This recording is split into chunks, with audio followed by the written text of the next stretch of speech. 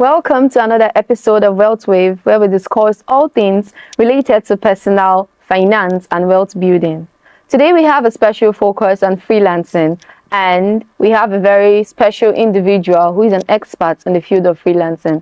So, sir, please, would you love to introduce yourself to our guests? Hi everybody, my name is Israel Jenu, and I'm excited to be here to share my experience with you guys. You're very welcome, sir. Thank you very much for joining us on the show today. Okay, first off, we are hearing the term freelancing, but I don't think not everybody is actually aware of the meaning of freelancing. So please, can you explain like a breakdown of what freelancing actually means? Okay. Freelancing, let's take the first few words, freelancing. All right, so freelancing, it's a platform, an opportunity, a space where you can work freely. Unlike working a 9-to-5 job, that you have to work, full time, but it allows you to work part time, remotely, wherever you are. You can be in Lagos, in anywhere. You can move from different states, from one state to another, and then you're still working. So you are not constrained by geographical location. Yes. So, sir, can you tell us actually how you started this freelancing business?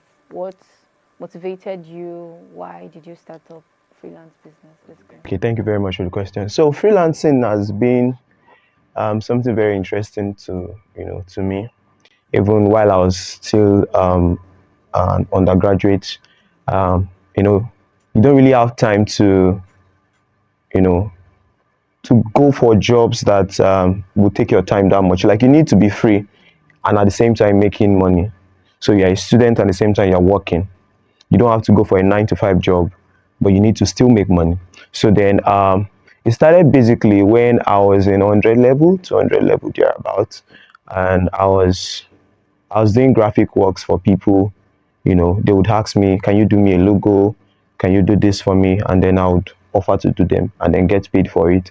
And then it's moved on to I would say a more professional kind of freelancing, in the sense that you're doing it on a professional platform, with a professional set of persons, meeting international clients and all. So you actually met international clients? Okay, so having to work for international clients started way back at 2021. So I got a course from somebody on Upwork. So Upwork is one of those freelancing platforms, just like Fiverr, just like guru.com, different platforms where you can freelance. And then I got on Upwork and I started working for different international clients within the space of time. And then ever since 2021 till date, I'm still working for an international client. Very, very beautiful. So, sir, can you tell us, like our audience that are listening, ways in which they can engage themselves in freelancing? Like, there are groups, like you mentioned, platforms for it. Can you mention some of the platforms of these freelancing jobs? Okay, so there are several platforms where you can freelance. Okay, just like I said, it gives you an opportunity to work remotely, freely, at your own time and within your own pace. So there are different platforms, one of which is Upwork. Upwork is a US remote working company, okay, that allows you to, it stands as an intermediary between you and clients. Okay, so clients from different parts of the world, you get to meet them on the platform and they hire you. And then we also have Fiverr, Fiverr.com, where you also work with international clients. And then we also have LinkedIn. So this one thing about freelancing. A couple of persons feel like, okay, you have to be on Upwork and Fiverr, and that's it alone. So freelancing cut across all platforms. You can work remotely, online, anywhere you are in the world. So some persons get their gigs from Instagram. Some persons get their gigs from LinkedIn. Some get theirs from Facebook. Okay. So the freelance platforms are just, in quotes, organized set of bodies who are serving as intermediaries between clients and people, freelancers, okay, who are offering their services for clients. So you can get just Fiverr, Upwork are just major platforms that serve as an intermediary. But then, for example, those who get gigs on Facebook, on Instagram, on LinkedIn, they don't have intermediaries, okay? But then they just meet them maybe because they upload one of their designs works online, and then they get to see it, and the client is interested in what they saw, and then they get to DM them, and then from there they get hired. So you can freelance on all platforms, even on WhatsApp. Of course, yes, you can freelance on WhatsApp. Wow, and you get clients. Yes, so long as you have that connect. That's beautiful. Oh, like, is there any special way you can get clients apart from just posting? You know, there are some people, when you post things, they just scroll and pass. Like, is there any way you can just like to attract them or something like that? So freelancing is I love to tell people to think wide. I love to tell people to, think outside the box. Your environment determines your income, actually. So if you are posting your designs among students, don't expect students to pay you, because students are also looking for ways to get money. All right. So you need to be within that ecosystem, that environment that can really pay you. And so that's why you talk about Upwork. Upwork is a platform where you can, you make money. You're not even making naira, you're making money in dollars. And you're meeting international clients, an opportunity. Like, that gives you a platform to meet international clients, create that environment for you to meet people who can really pay you, who can really pay you. Okay, so I'll encourage people in that category, to get on Upwork, to get on Fiverr, okay, to get on LinkedIn, where they can easily get jobs, not where they can easily get jobs, from international clients and get paid, okay, because your environment determines like they say, your network determines your net worth. Okay, so if you know that people around you can't pay you, why stick around? Find your way. So that's it. The question you need to ask yourself: why stick? Oh my God, why stick around? Okay, so sir, how do you manage your finances? You know, there are several. You need money, of course. You don't just, you need money for those stuff. So how do you manage your finances? As you said, you started as a student. How are you able to manage your finances? You know, you have to buy textbooks and stuff like that. Even when buying those things, how did you manage your money for you to be able to engage in freelancing? Money management, likewise time management, are important in freelancing. Okay, I tell people this: you can lose money, huh, and recover money, but you can't lose time and recover time again. Do you understand? But this is how you go about it. In terms of money management, you need to know your income and your expenditure. What's your income and what's your spending nature? So you can't be spending as though you have, you don't have so much, and then you're spending as though you have so much. So if your income, for example, there are people who on a monthly basis make 1 million from freelancing. Of course, I'm not going to tell you something. All right, so huge amount of money, okay, but then they know how to manage their finance. They know that, okay, this is what I need to do, this is what I need to do, this is my basic needs. So your needs are different from your wants. You separate your needs from wants. So, for example, the basic needs of life is food, shelter, and clothing. So you center your needs around these three things. Anything outside these things, sometimes clothing can become a distraction. Yeah, you buy the latest, and all of those things. But you know that you need, clothing, basic things, shelter, where to stay. For example, as a student, then there were times I need to pay for as a student, you'll be billed on all sides. Just expect billing on a daily basis, something you don't even budget for. You just see your class rep just tell you, yeah, we are going to be paying for this today, and you don't have option. You have to pay. And so you think of times of emergencies as a student, that something can come up and you have to pay for it. So you have a savings, very important. You are saving money, and then you know how you spend your money. Thank you very much. That was very, very, let's say, enlightening. Okay, I hope you're listening. I hope you're listening because I'm actually learning a lot. We'll be going on a short break, and when we come back, we'll be discussing more on the topic freelancing. Do not go anywhere.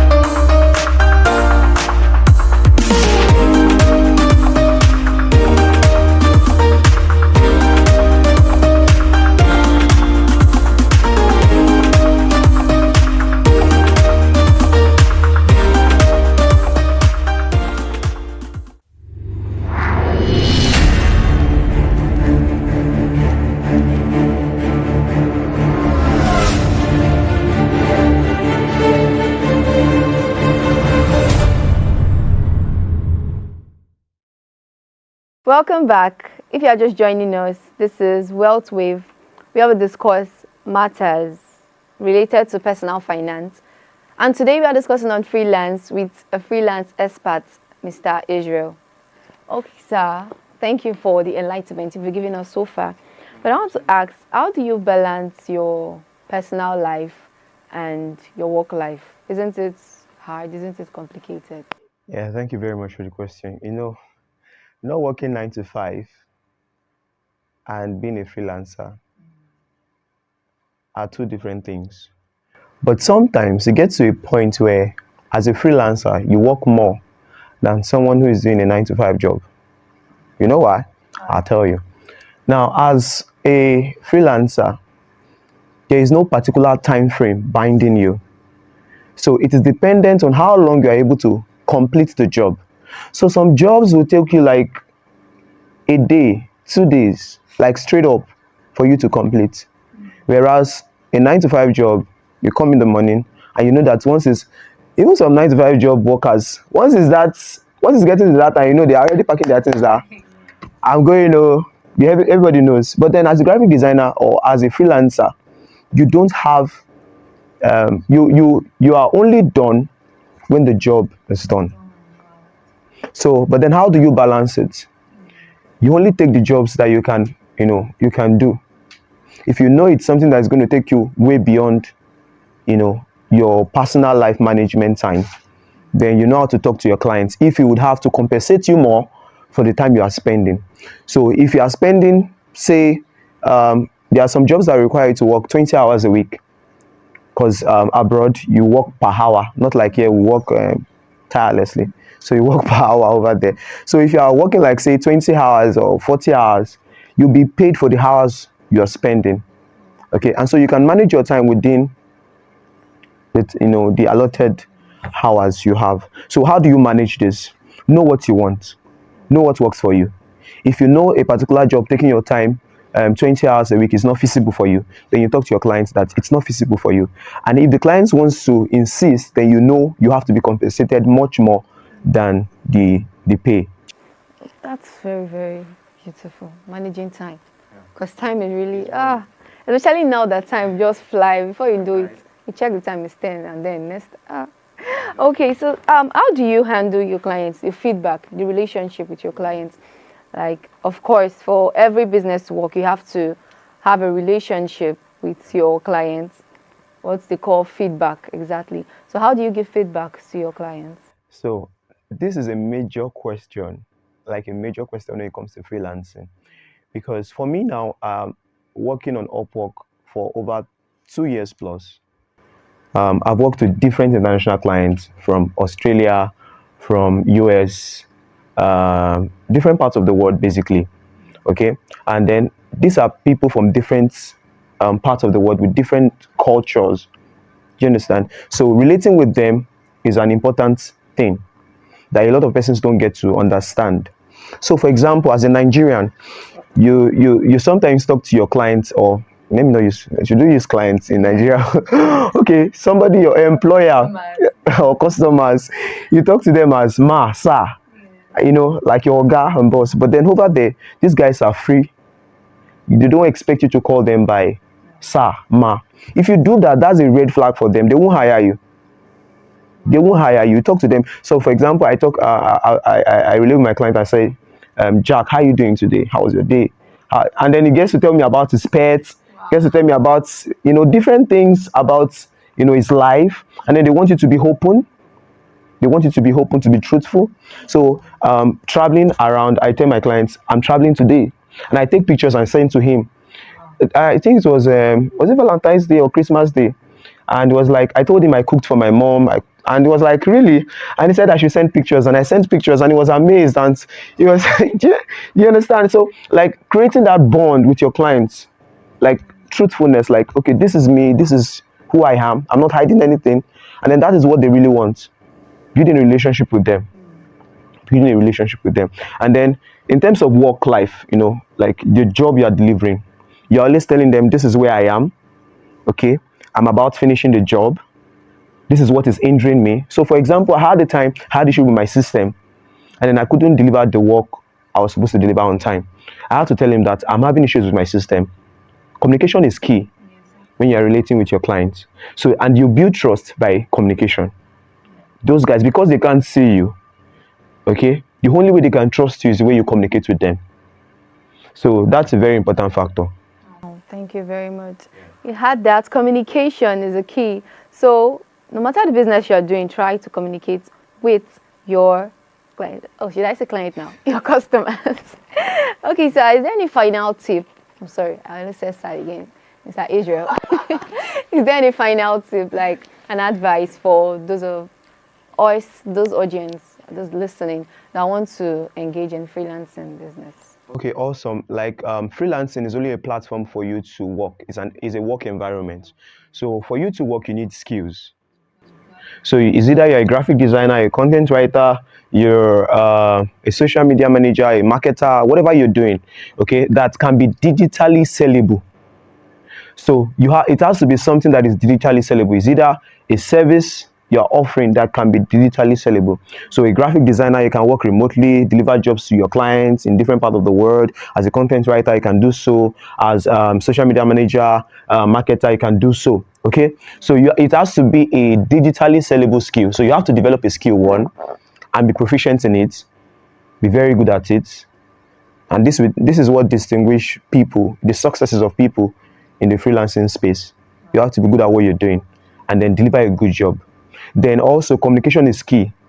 You need to be able to communicate well. For example, in sending in getting a client, you should be able to communicate in such a way that the client has confidence in you, that you can deliver just like you're saying. Okay, and then it's not a rosy path. Okay, so for me, I started freelancing 2021, and then it was the ASU strike, 8 months ASU strike. So I utilized, it was so much of a blessing to me. So I, day and night, I was on my system, my phone, learning what freelancing is all about, understanding a platform called Upwork, and then getting to know how best I can maximize the platform, get the best out of the platform. So it doesn't come cheaply. You have to give in your time, you have to give in your energy, you have to put in a lot of work. So it is not cheap. Nothing good comes easy. Okay, but this is one thing I can assure you. If you put in the work as you ought to, you get results. Thank you very much, sir. Thank you, thank you. I've learned a lot. So make sure to engage in skills that is digitally sellable. I took that. Thank you very much. It was nice having you on the show today. Thanks for the invaluable insights, for the training, for the learning actually. Okay, I'm your host for this program. As I stated before, I am Elvis Ifoma Blessing. And subscribe for more financial tips, to learn more on how to make money digitally. Until then, bye for now. Thank you.